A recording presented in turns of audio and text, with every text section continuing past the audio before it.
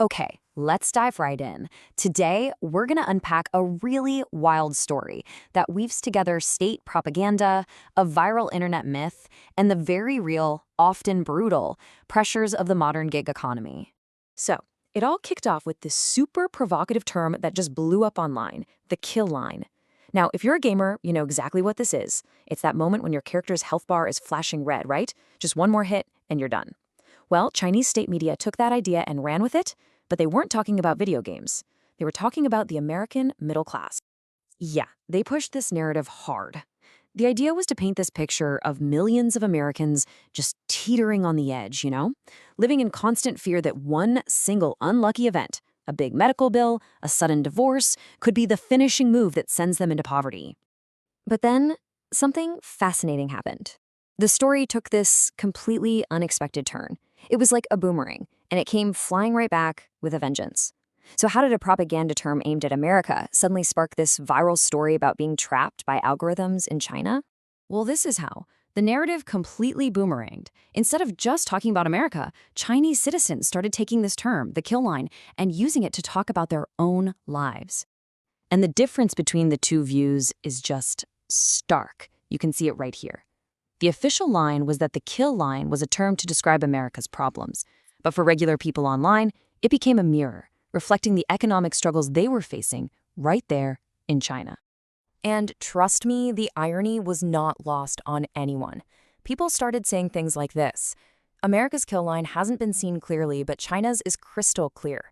They began sharing their own stories of just how fragile their situations were. I mean, listen to this one. Talking about the US kill line, I felt it firsthand. In China, a steady job barely keeps you afloat. One big illness wipes you out. The whole conversation had just completely flipped. It started as a critique of another country, but it turned into this incredibly raw, honest discussion about hardship at home. So you have all this talk bubbling up online. And then right in the middle of it all, this new, absolutely explosive story drops. And it seemed to capture this feeling of being trapped perfectly. A post went viral, supposedly from an engineer inside a food delivery company, and it revealed a secret internal metric they were using, something called the despair score. The claim was chilling. These apps weren't just managing orders. No, they were actively identifying and exploiting their most desperate workers. And here's how it supposedly worked. Step 1, the algorithm flags desperate riders. You know, the ones working late nights, taking every low-paying order they can get. Step 2, it assigns them a high despair score.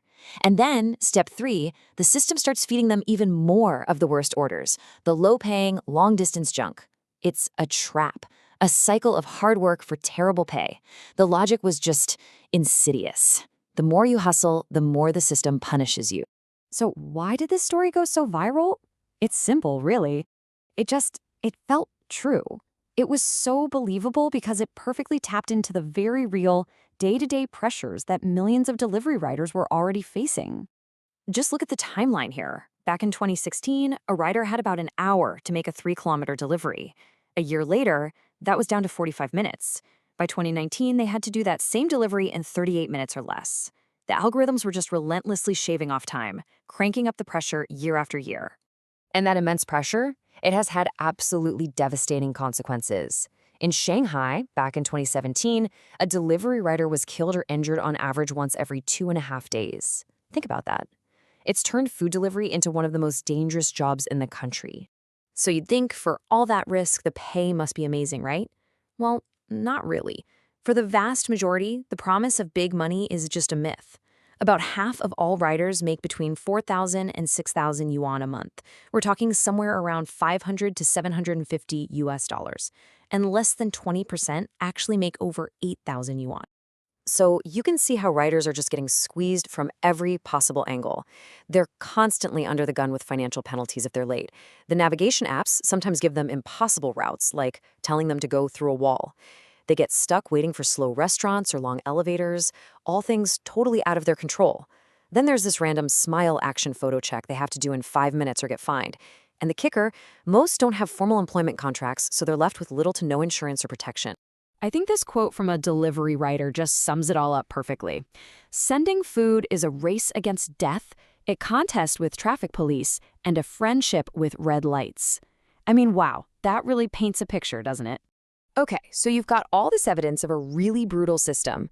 The despair score story comes along and it feels like the smoking gun, right? The final piece of the puzzle that proves everything. There was just one tiny problem. So, the big question, was the despair score story actually true? Well, journalists started digging into where this viral post came from, and what they found was pretty astonishing. It turns out the whole thing was a hoax, a complete fabrication. First off, the story didn't come from some brave engineer leaking info. It came from an anonymous post on Reddit. The author sent journalists an ID badge as proof, but it turned out to be AI generated. The internal document they provided, also AI generated, just full of nonsense jargon. In fact, text analysis showed the original post itself was probably written by AI. And as soon as the user was confronted with all this evidence, poof, they deleted their account. The entire thing was fake. Okay, so the despair score was a total lie. It wasn't real. But that brings us to the most important question in this whole story. If it was fake, why did millions and millions of people believe it so easily? Why did it resonate so deeply?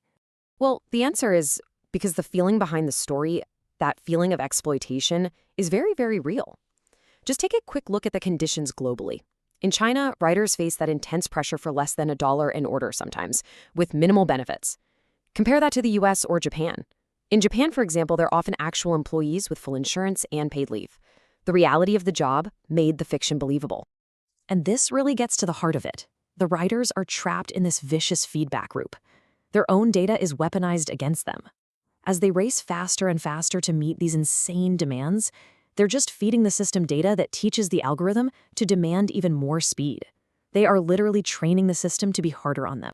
And that is the absolute core of this story. The despair score went viral not because it was factually true, but because it was emotionally true. It was a perfect metaphor. It finally gave a name to that invisible, crushing feeling of being controlled and devalued by a system you can't see. So, in the end, the story was a lie, but the desperation it tapped into is absolutely real. It shows us that sometimes a hoax can reveal a much deeper truth about the world we live in. And it leaves us with a really critical question, not just for delivery riders, but for all of us. In a world where algorithms write the rules, who is there to protect the players?